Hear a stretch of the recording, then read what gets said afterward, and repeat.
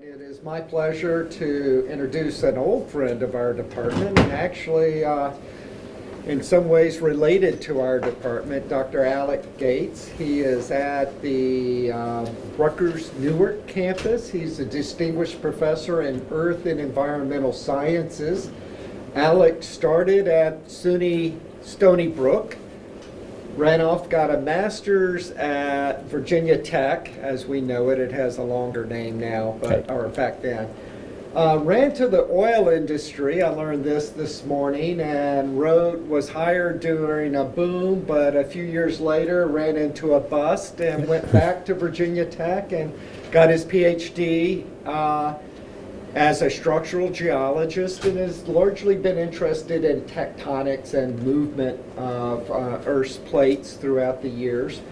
One of the things that Alec has done over the years, and hence his title of his talk, is engage the undergraduate population at Newark, which is a very diverse group of students and involved many of the underrepresented groups in geology, got them interested in geology, and has been very successful in geoscience education and integrating them or involving them in what we do here and what other people do, and haven't been as successful, is getting underrepresented groups in geoscience education. Little fun fact, or maybe not a fun fact, is Alec was chair for 19 years. I can't imagine anybody surviving 19 years as chair. And after that, he ran right into being a vice provost of research. So 22 pretty much straight years in some kind of administrative position. And for that, kudos or condolences, as I like to say, for being chair. During the pandemic, Alec wrote 2 textbooks, and I'm sure he will give a little plug to them. One of them is Earth's Fury, which is talking about natural hazards, and it's based on case studies. And the other one is Earth's Polluted Earth. Polluted Earth, which is something that we are trying to ramp up in our courses. And they're based on case studies. It's getting students involved in the science from a case study, and he promises me that polluted Earth isn't only set in New Jersey, that there's other polluted places that he uses in his case studies. Not many. And with that, I'm going to hand it over to Alec. Okay. Welcome. Okay. Well, thank you very much, and thanks for having me here today. This will start out with a story. Was about started kind of here in New Brunswick on how this all got going, and this I only heard kind of third hand, and it started back in the 90s when I didn't look like the guy in that picture over there. I was much younger then, and so what happened was that, from what I understand, there was an external review of the New Brunswick department, and they took a look at the Newark campus, and they said move Gates to New Brunswick, shut down the department. And so, the dean came to me and told me this whole story, and he said, if you were to stay here, what would you do? And I said, well, and I had a good friend of mine who was a program director at NSF, and he said, if you're going to study mountains and you study the Himalayas unless you have a real good reason why you don't. And I said, so what do we have up here in Newark that makes us the best in the world at? And the best thing we have is pollution, because we're probably the most polluted place in the United States. So I built up this department that has, basically, that's what we study, a lot of pollution. And but the other thing is that and you'll see as I go along, I started getting involved in being in Newark. Was also that Newark is kind of a different place than a lot of others. In addition to being 92% underrepresented minority residents, it has 3 times the poverty rate and 1/3 the number of people with bachelor's degrees. And so they need, and nobody goes into geology. It was like we're there. I'd been there for 20 years and nobody never got a major from Newark. So I said, there's a real big opportunity here to get underrepresented minority students from Newark to be involved in the geosciences. So that started a huge project, and so I'm going to kind of give you a run through how this thing has evolved over the past 20 years. Okay, so let's see if I can make sure I get everything to go in the right direction. So this is how we improved education. So as I usually do, I'm kind of going to go through a little bit of what I'm going to talk about. These are a bunch of funded programs. So, and you'll see that there's just that National Science Foundation and other agencies have just given us a huge amount of money to run these programs. So I'm going to talk about an OEDG program, which is Opportunities for Enhancing Diversity in the Geosciences, is what really started it.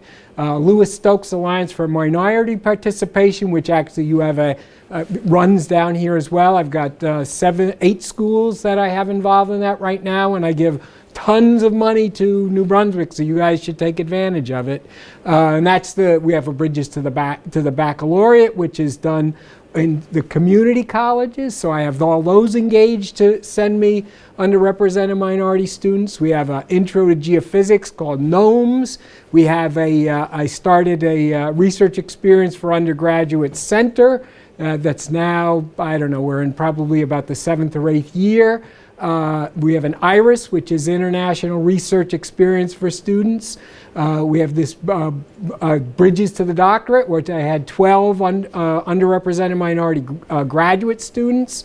And then we just started this new one, which is a community engagement, which is a CTGC grant that just started. So I will show you how all these put together in this system.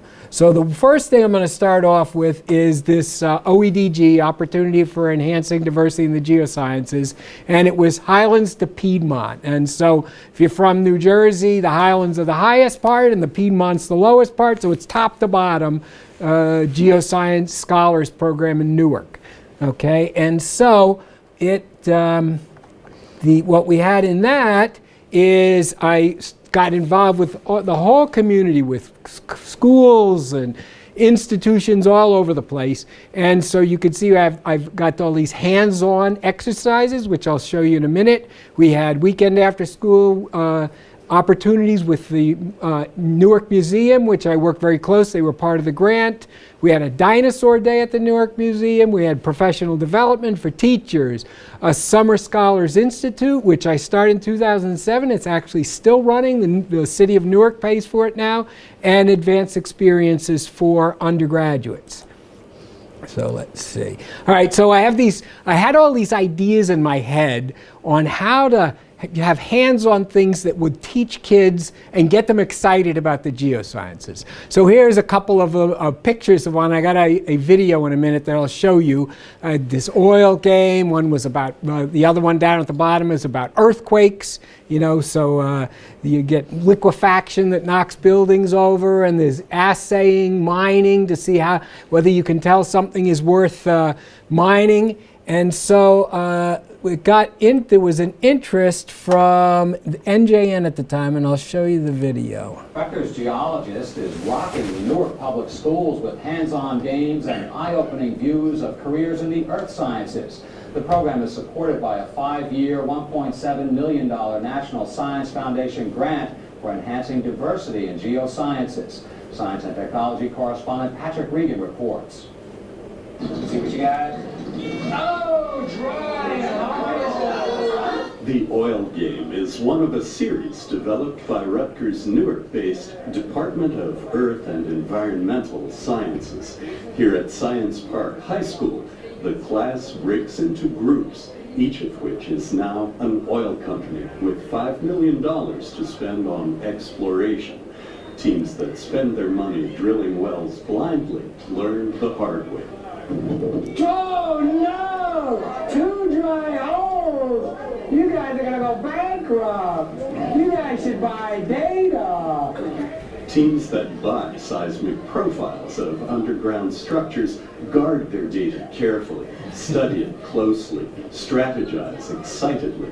They try to apply what they learned earlier in the class about rock permeability and porosity, about reservoir and caprock, seismic reflections, and underground strata, to drill high, as geologist Alec Gates urges them. Regardless of what it looks like, you always get the gas on the top, oil in the middle, water on the bottom. Even well-informed bets don't always pay off, but the rewards are there. Ready? Drum roll. $2.5 million. Okay. More hands-on games are ready for future classes, including a tsunami machine, a demonstration of how contaminants move in groundwater, and the leaky landfill.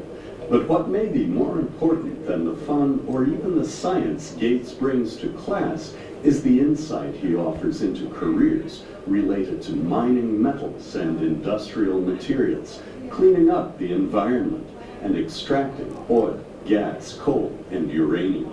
With oil, you need a 4-year bachelor's degree, 2-year master's. They start those people at $110,000 a year, and they give them a $20,000 signing bonus. It's exposing minority students to a career that most don't know about.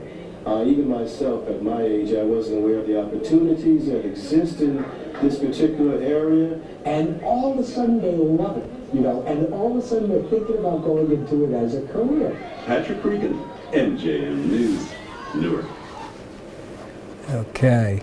So that's kind of old. That's more than, it's more than 10 years old. And I don't have to really show you. These are just some of the things that you saw in there that you could see densities of fluids and gases. And, I made a little box where we used a laser pointer, and you could show how it, how reflections take place and for reflection seismology, and, where water will drip off of a shale and soak into a sandstone.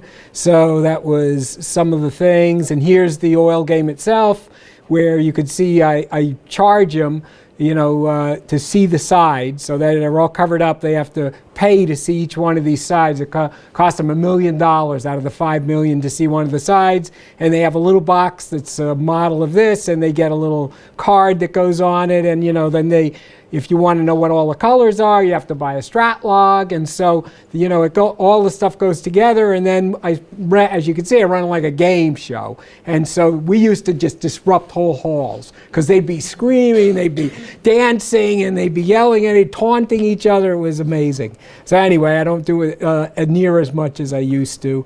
But we did surveys of it, and we found that before, I'd go in and we'd find, survey the students, and before I had an average about 9.6 would consider a career in geology, and after we ran the game, it was 65% of the class wanted to be a geologist. So it was very successful in that regard.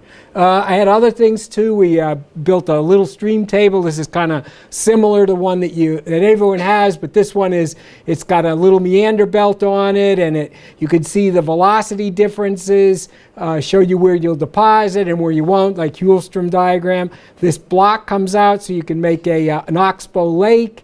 Down here you had a gauging station, so they measure heights and calculate discharge, and then we had a flood, and they made a little town, and so it was a lot of fun also. You saw the tsunami tank, instead of normal waves are made by movement of air across the tops of the water, whereas a tsunami is actually lifting up on the ocean floor, and then it's putting things back together. So this is all they can measure, run-up heights and wavelengths and amplitudes of waves and things like that. And then at the end, they put a bunch of soldiers in here and see how people get killed. You have to do something for high school kids to get them interested. So, and this one is a groundwater pollution model. You can see on the side, it's got, these are aquicludes, and there's an aquifer in the middle. And what you do, this is an injection well, so you dump some dye into here. You get water going through it, and then these are all monitoring wells. And using a transfer pipette, you then can judge what the density is, and so they can measure they can see how water pollutants flow underground and get to other places. So we did that. That actually is now used in our intro classes. And what else did I have in here? Okay, so that was those are the things I used to take personally, as you can see, around to the different classrooms around the city. So I went to a lot of classrooms over the time. Later on, we started using them for other things, but nonetheless, that's kind of the way they started. And it was all, I would get this idea, write it on a back of an envelope, and I had an assistant. I'd say, build this. So that's kind of how the way all that went. Now, in addition, as I said, we had a very tight relationship with the Newark Museum, with the head of science was part of this proposal, so we did a lot of things at the Newark Museum. And we had one of the things, one day a year, we'd have what was called Dinosaur Day. So this was a geoscience festival that we'd have at the Newark Museum each year. We'd have activities, displays by industry, and government agencies would participate. One year we hit 9,000 visitors on one day from Newark. And so I had the participation, I'd have these undergraduates, and it was basically to change that culture so that people started saying, hey, geoscience isn't so bad. So here's kind of a little display of what we had going on. He's actually from New Jersey. His name is Bob Bacher. He was in one of they had a character of him in one of the Jurassic Park movies. And so we had him come up. Other people around, like Paul Olson, gave talks. So we have industry displays. We have, these there's the tsunami tank, and they had a huge circus tent in the back, and all kinds of people coming in. Things outdoors. These are mostly geophysical things that they did outdoors. So we got everybody to start thinking, hey, because you got to get the parents, hooked on this too. You can't just have the kids say, oh, I want to be a geoscientist, and the parents say, you're not doing that. So it's better to have the parents say, yeah, that's a good idea. So that's kind of where that all came in. Now, one of the things we also did was I ran a summer camp. So it was a Geoscience Summer Scholars Institute. So I get about 65 to 90 high school kids from Newark. I would run it with about 10 undergraduates from both Essex County College and Rutgers Newark. I got 4 teachers from the Newark Public Schools, and they went on field trips. They did hands-on activities. I brought people in from industry. We ran it 4 weeks, 2 field trips a week, so they got to go out and do fun stuff. And we did a research project, and that ran for a month. Okay, and so we did that, and in fact, it's going to run this summer. So the money from NSF ran out on this in 2011, and the city of Newark, they liked it so much they pay for it every year now. So we're still going to run a little smaller. I'm getting kind of old to run 90 students. We're only going to have 40. Okay, so here's a picture of one of the research projects we did. We made them into posters. We used to go to these local parks. So this one was the Verona Park, but we did all the ones in Newark. We kind of ran out of parks after a while. And they would sample water and soil, and then they would run, analyses on them. First it was just with colors, but we also used ICP-OES on this. We did, then they learned how to use maps. So we had GIS map base on this, and they learned how to put all this stuff together. Then we interpreted it, and then we put all their names on it and gave every school that participated a copy to post. So then the next year, everybody wanted to do this. So we got a lot of students that came through this over the years.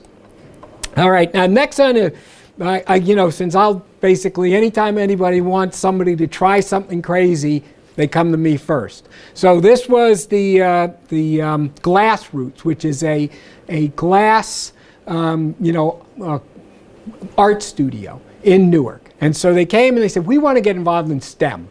And so they came to us, and of course none of the other departments went, but I said, I'll give that a shot. So I went over and watched everything, and I said, that glass is real similar to lava.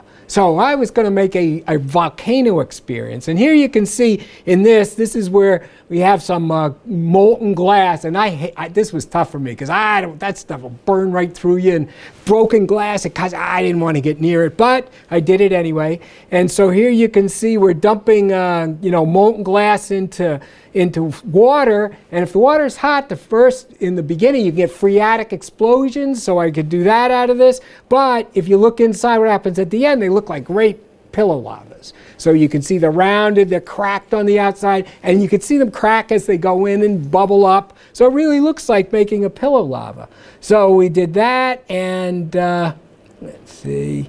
I had to make, when volcanoes go off, they'll shoot up a blob of lava, and as it comes down, it makes a little tear shape, like a raindrop shape. And those are called Pele's tears. And they have a little string, and that's Pele's hair, all from Hawaii. So they actually got to make Pele's tears, and they would get to bring it home with them and stuff like that. So they learned how gravity acts on the things and gives them those shapes. So as you can see, again, I didn't want to get near that because that looks too dangerous. But nobody got hurt. We went 150 or 200 people did it.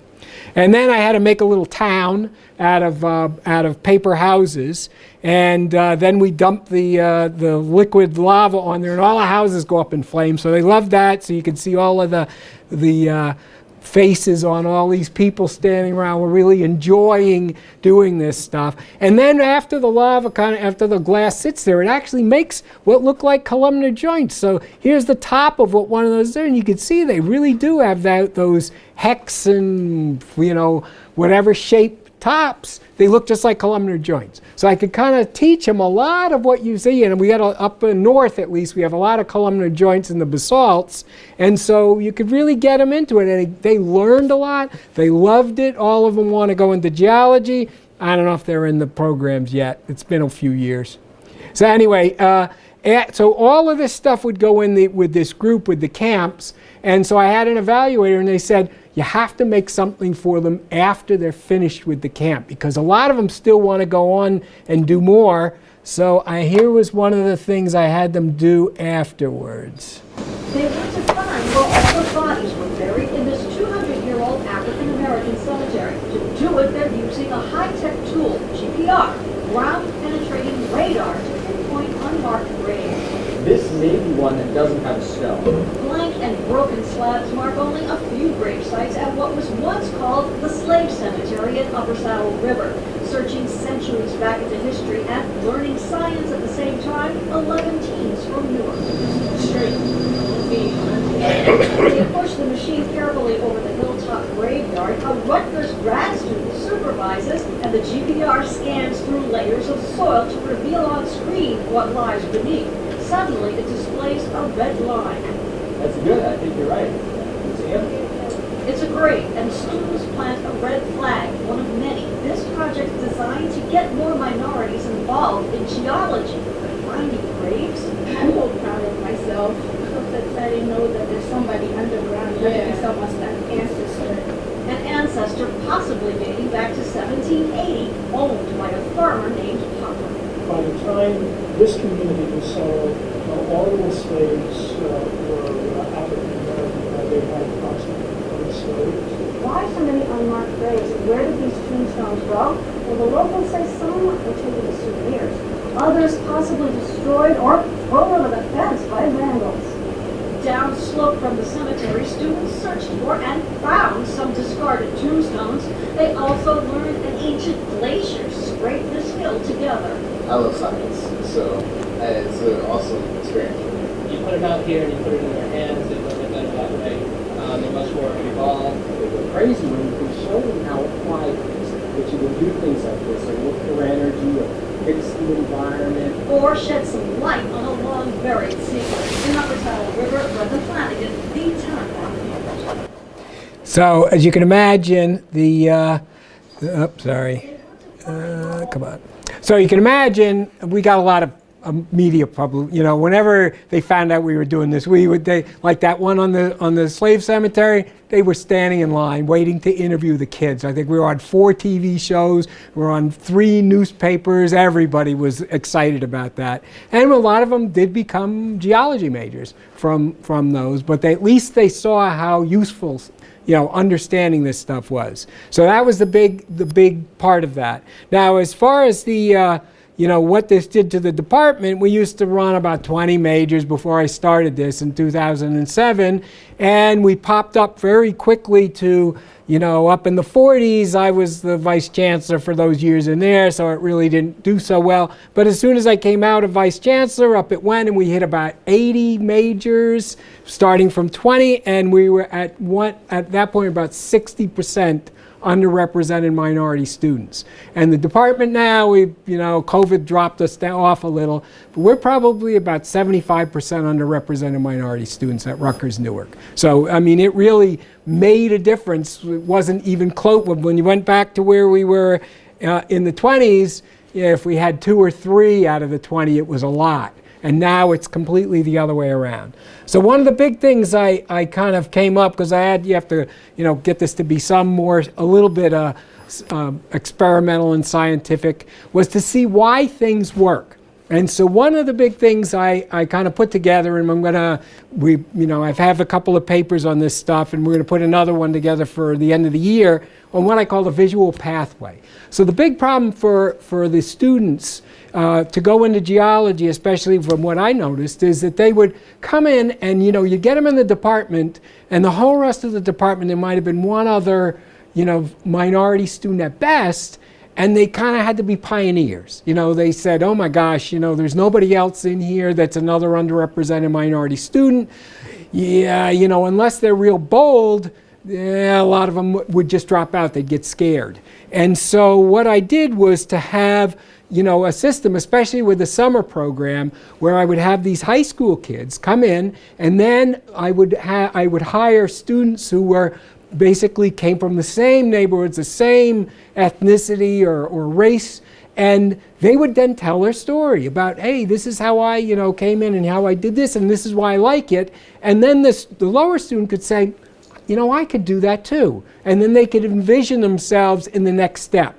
And then I would bring people from industry back who also graduated from the program, and I would say, they would tell their story, and they would say how they went from step to step, and it saw this, so they could see a pathway where they could see themselves in the next step. So it wasn't a leap out into space. It was, oh yeah, there's somebody else in that spot, and they have the same background as me, and so if they can do it, I can do it. And so that was one of the big things to get people to start more coming into the program.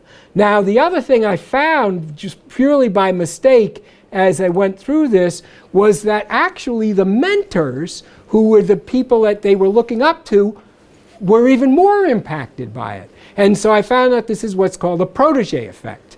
Okay, so the older sibling has to set a good example for the young ones, right? So in this, it's the majors who were already in the program felt that they felt responsible to do to persist and to do well, so that they could set a good example for these younger kids. And so all of a sudden, we were used to run, back when we were in the 20s, we had about a 50% dropout rate amongst underrepresented minority students. It went to 100. It was 100% retention. We didn't lose anybody. We get people that would flunk out, go back to community college, take a couple courses just so they could get back into the program. Who does that? But that was the kind of stuff that we were having done, and we had a group from the University of Arizona came and studied our department to see how the heck we were doing that. And so, and they said basically it was being a mentor was the whole deal. Because they were a mentor, they felt like they had to do things. And I did a paper, and I had a quote from one of the guys. It was just my chin hit the floor. It was, I feel it an obligation to help my people have freedom and be able to achieve success. It was like, oh my God, I didn't realize we were doing that much. But that's the kind of impact that it has, having these people do the, being this teaching assistants over the summer program. So this, starting with this, we then kind of moved ahead and kind of merged this to going into all STEM. So this was an article in, there's an NSF magazine called, I think it's called Frontiers. And so they did a article on this program of how we started with this and then went to all STEM. And the all STEM was to go to this program called the LSAMP, which is Lewis Stokes Alliance for Minority Participation, and I started what was called the Garden State LSAMP. So I started the other one in 2007. This began in 2009. As you can see, we were the lead at Rutgers Newark, but Rutgers New Brunswick was always, that's why I got it in red. And there's some of the other, two of them we had to drop out, and we added another one over the years. And basically they measure you by how many underrepresented minority students are getting bachelor's degrees in STEM as your baseline. So we had 488 for everybody. Now, just to kind of go through what the LSAMP is about, is it's a big National Science Foundation program to increase the number of underrepresented minority students in STEM disciplines. Okay, it began in 1991, so it just had its 30th anniversary a couple of years ago. There's about 57 alliances, which are groups of schools just like what ours is, and so it involves about 600 institutions nationwide. So it's a big program. We have as many as 300,000 LSAMP scholars every year nationally. They have a Bridges to the Doctorate program that's kind of local, and it helps underrepresented minority students achieve doctoral degrees. And there's also a Bridges to the Baccalaureate for community colleges to get underrepresented minority students to continue on after they get their associate's degree. So let's see. So the offerings that we have is it makes a big learning community. So you're not by yourself. Everybody's there and works together and helps each other. And so that's one of the things that you feel that you got some emotional support to be able to continue. I pay people to do research experiences. So everybody here, faculty, students, underrepresented minorities, there's lots of money sitting on your campus. I give New Brunswick the most money out of any of the schools to pay your underrepresented minority students to do research in faculty labs. Okay, so you should look into that. I'll give you the links. I'll hook you with the people. We have an annual conference that's usually down here. We have tutoring and peer-led team learning for academic support, and I do lots of experiments to see what really works the best. So for example, and I was talking about this earlier, there's this thing called ALEX, and so one of the real things that hold people back is math. Okay, and so we found this program that a little bit of modification, it works wonders. So I took a group of 30 LSAMP scholars from Rutgers who had a cumulative GPA in math of 1.8. They did a 6-week program. It was 3 to 4 hours a week. That's it, 3 to 4 hours a week. The following semester, they had the same group had a 3.45 GPA in math. So they went from it being their worst subject to being it their best subject. So then I had other things like a boot camp that saved people that were basically going to drop out. And we used all of that to help us through. At big annual conferences, you can see this is over there on College Avenue, right? So we get about 600 students in there. We'd get, all the people that did research had posters that they would show, and everyone would come by. There were even prizes. We'd have big keynote speakers. The guy who started this with me was named Carrie Booker, who was the brother of Cory Booker, so I managed to get his brother to come and talk once. And and then you can see here's a bunch of my students that all came down with me that year. So how well did we do? How well did this have us do? And there's our curve. So you can see we started out down here with 488, and in 2021, we were graduating 1,984 underrepresented minority students in STEM. So we increased by 407% in about 12 years. Okay, so I'm afraid to see what happens after COVID. But nonetheless, at this point, it's still a nice curve, right? Okay, so the next thing is that I wanted to do is that we had Essex County College was part of the, is still part of the LSAMP.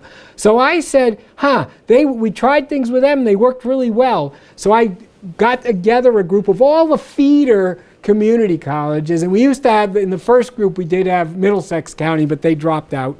And we put together the Northern New Jersey Bridges to the Baccalaureate program. And they in fact just got their third round of funding. The last one I had to write it to. I had to write them the first proposal so they could get going. Then they kind of screwed up for a while. I had to write them again, the proposal, so they could keep getting the money. But nonetheless, these people then help us recruit so that we can get more underrepresented minority students working this way. So they picked up a couple of our activities, undergraduate research and the peer-led team learning, math like Alex, peer mentoring and career and transfer seminars. And how did it work? So if you look at the transfer out, how many transferred out, in the state, here as we started, you can see basically this is what the state did over the years from 2015 to 2018. Actually went down a little. This is what our B2B students did. Okay, so we were actually increased by 300% in 4 years the number of, or whatever our baseline was, 6 years, the number of underrepresented minority students in STEM transferring to 4-year programs. So it was a huge increase. And where do they go? Well, any of the 4-year schools that really wanted to participate, and unfortunately you guys weren't, it was up 200 and some %. So they all did well because of all of the, because of all the new students around. But if you participated, you went up 200% in receiving them.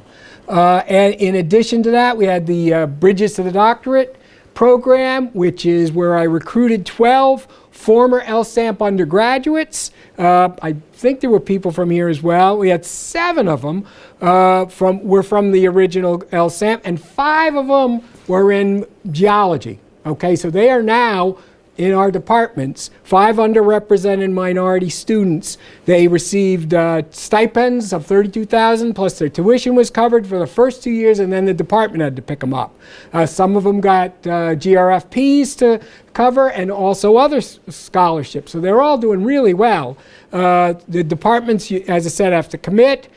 I give them academic support once a month, and they form another learning community that's self-supporting. They're all together every month. They go out to dinner, they go out drinking, they do whatever, and they support each other so they don't feel like they're by themselves. Okay, if you want to read about this stuff, there is an edited volume that I put out in 2021 that was in Frontiers in Education. That's the LSAMP 30th anniversary volume that had 19 papers. And if you want to read about these in geology specifically, I had a special issue in the Journal of Geosciences Education in 2019 about what's going on in geology around the United States. Okay, the NSF, all places love this stuff. Okay, so just to show you the amount of money that has come about because of this LSAMP program right now is sitting at about almost $36 million has been dumped into this. The LSAMP alone has these, and this PRELS is really part of it, so it had a 5, another 5, and a 3, about $13.5 million just for that. We got IRIS grants, and all these grants use LSAMP as we say, we're going to use LSAMP as part of running this project. That we'll provide them with the community, we'll recruit for you, we'll do all you need to do to get your project going. And so I encourage everybody to be involved, including people in this room. You want to do it, I'm happy to write you a letter or collaborate, whatever. So we had an IRIS, as I said. We had Bridges to the Doctorate. We've had Bridges to the Baccalaureate, which we're now up to $4.5 million. An STEM project, which provides scholarship money. The REU program, Research Experience for Undergraduates Center, We had a Geopaths, that's the GNOMES project, I'll show you in a minute. We have this new one that's just got 4.3 million, which is, I'll show you how that is put together, in addition to all these others. So there's a huge amount of money that gets put into this stuff. And that's kind of where I've been putting all my efforts these days. So we have for geology per se, they can get support from GSL-SAMP. The STEM is the scholarship money, which I pay. I can give, basically I pay them $8,000 a year to go to school. The NNJ B2B gives us students. We have the REU program, which does extremely well. The GeoPass, these are for all undergraduates. And now we even have these graduate programs, Bridges to the Doctorate. And this, the GRISE we participate in, that's really through the biology program. And IRIS, International Research Experiences. And then this new program, which I'll show you in a minute.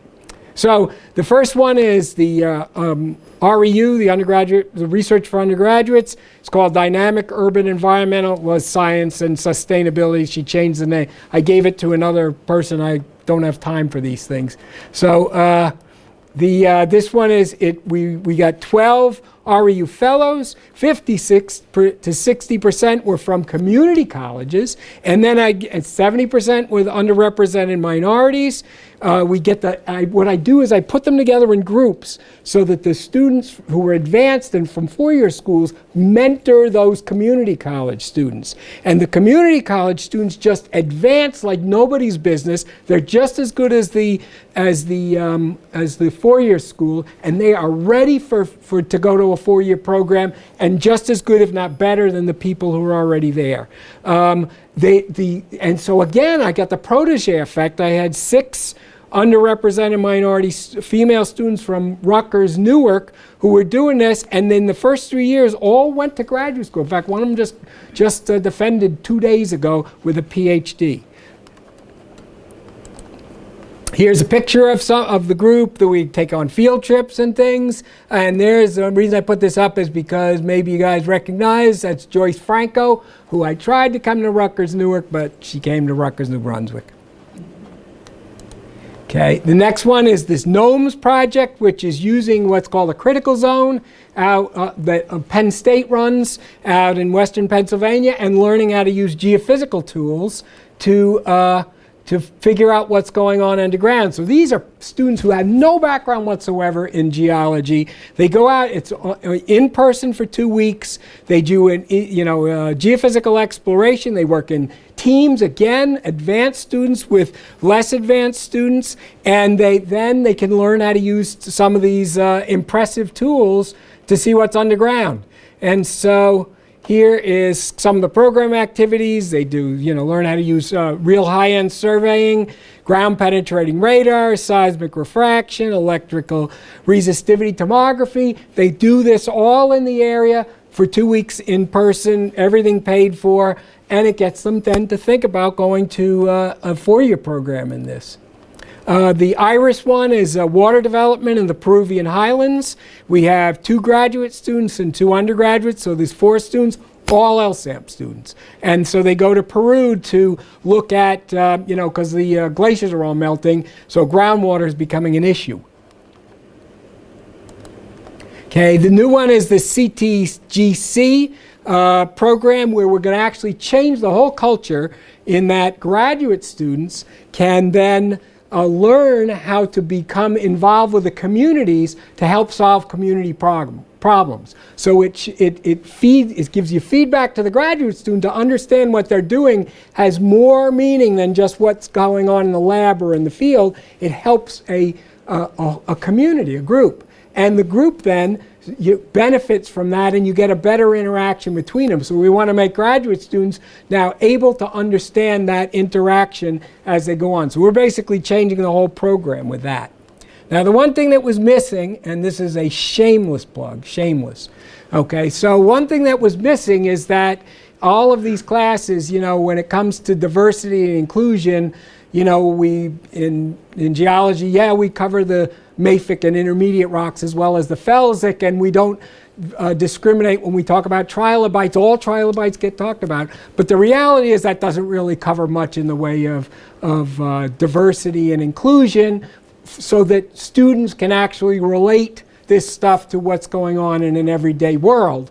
So I had lots of time over COVID and got Wiley to agree to publish a book, and this just came out 2 months ago, and it's called Polluted Earth. And so it's all case studies, and as was always pointed out, the hardest part was not to make every story about New Jersey, because every crazy pollution story is in New Jersey. Anyway, I think I only have like 5. It's still a lot. Anyway, but the second thing is the second chapter is on environmental justice, okay, and how it evolved. In fact, environmental justice is big story now, but how it started was that back in the early 80s, there was these companies that had this PCB tainted soils, and in North Carolina, they dumped them in only black neighborhoods, and that was it. And so the African Americans got furious, and they had these huge riots going on, and so they coined the phrase, environmental racism. And environmental racism then has evolved to environmental justice to include the whole world, but that's where it started. So the second chapter after the intro shows you why environmental stuff is really important to underrepresented minority groups, and then every other case study you read about, you can put in that lens. You can say,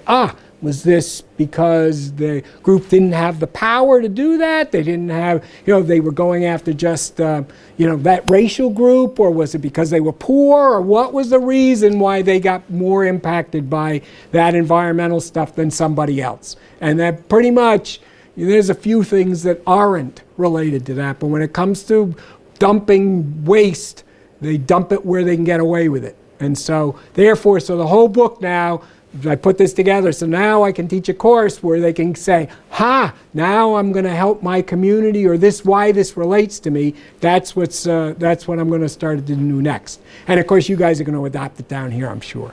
Anyway, okay. So thank you, and that's it. So thank you. Okay, I got time for questions, right? Or not?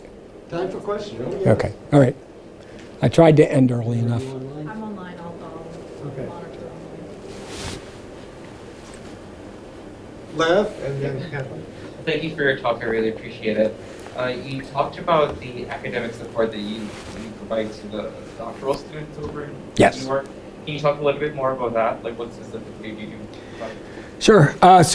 This was for the Bridges to the Doctorate program. So I met with them once a month, and we would go over each thing. So I taught them how to write a technical paper. You're going to write a paper. I taught them how to give a talk at a conference and put together what you would put in a talk.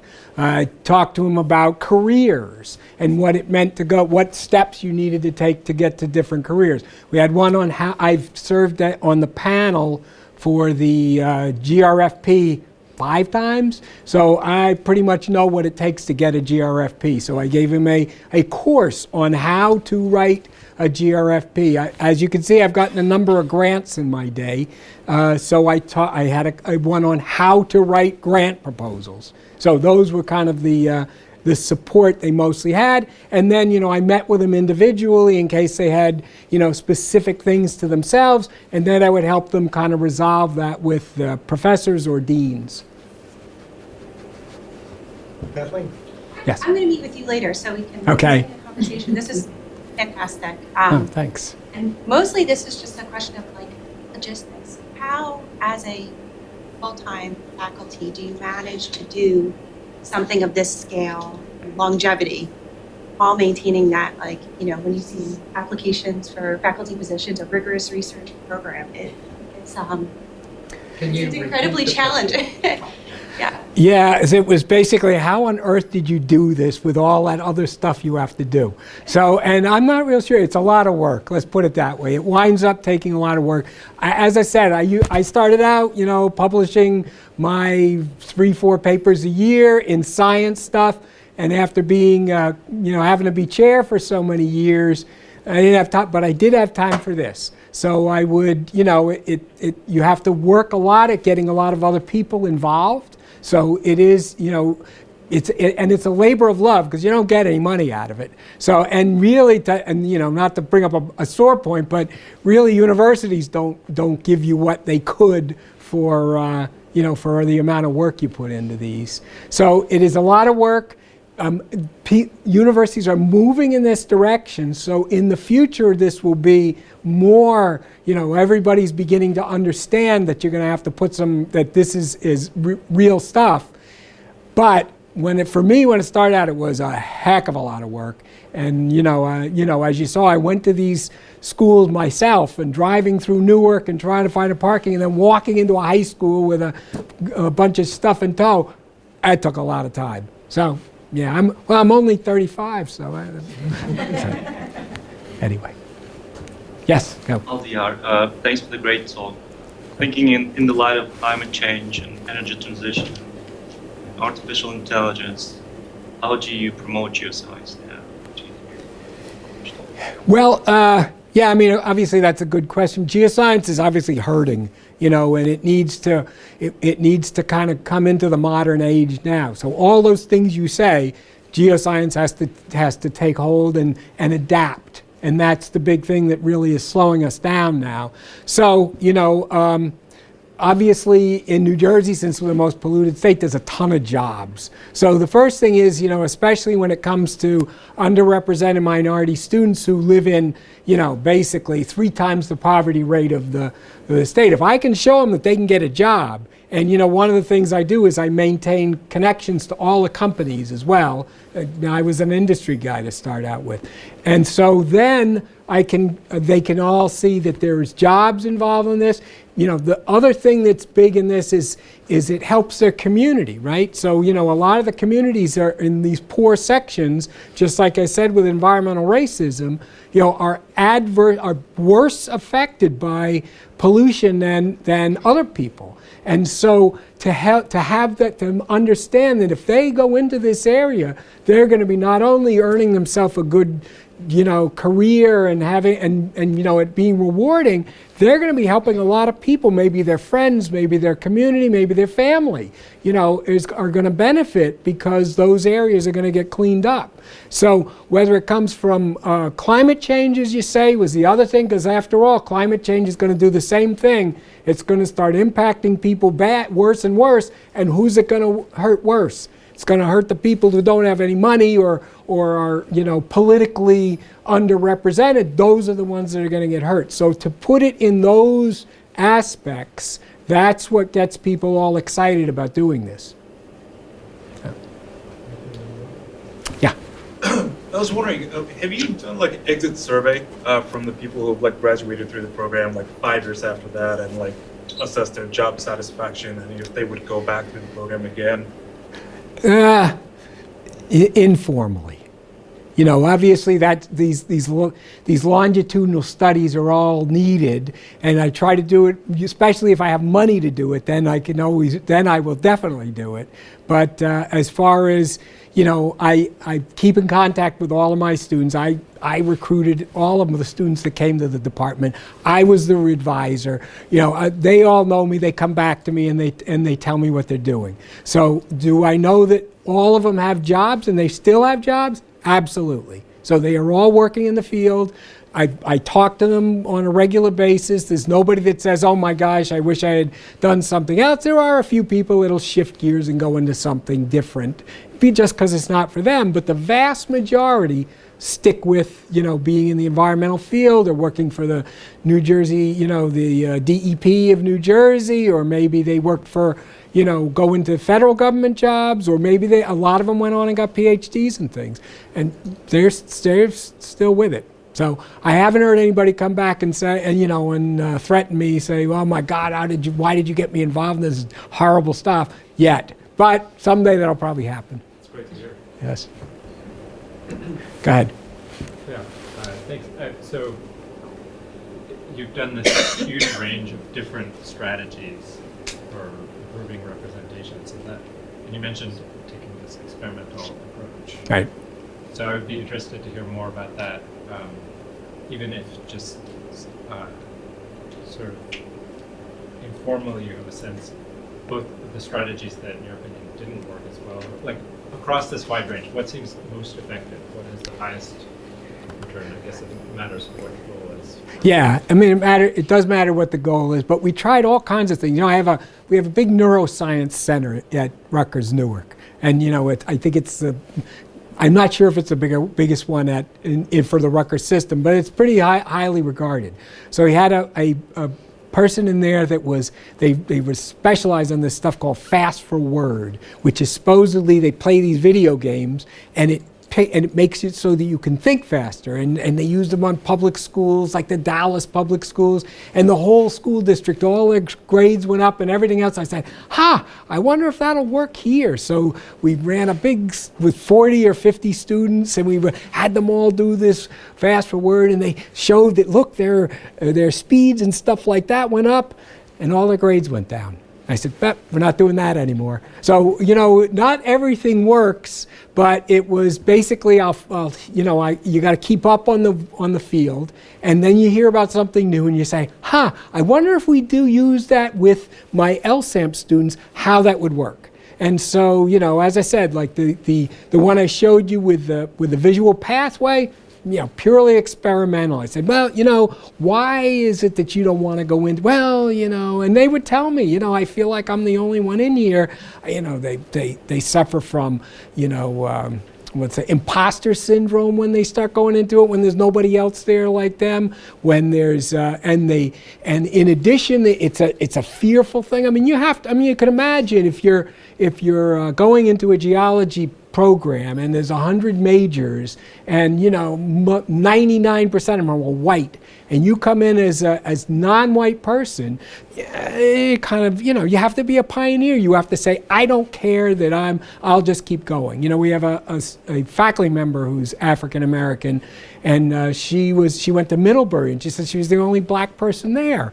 And you know, then she did a postdoc in Switzerland, and I even said, I bet you could walk into a soccer stadium with a game going and pick, oh yeah, there she is, because, you know, but at that point you have to be really, you know, confident in yourself to do that, and it's just not fair. So, you know, to be able to to make it so that people will feel comfortable in going into it, I think is the biggest thing. And so most of the stuff is in that direction, or it's if there's, you know, if they're missing something because of a former education, they didn't get quite the backup, then that's the other direction. So I kind of hit it from those two angles. Improving, you know, scholastic ability, or, you know, trying to help it so that they feel comfortable and can devote their whole energy to trying to do this, as opposed to worrying about whether they should be there.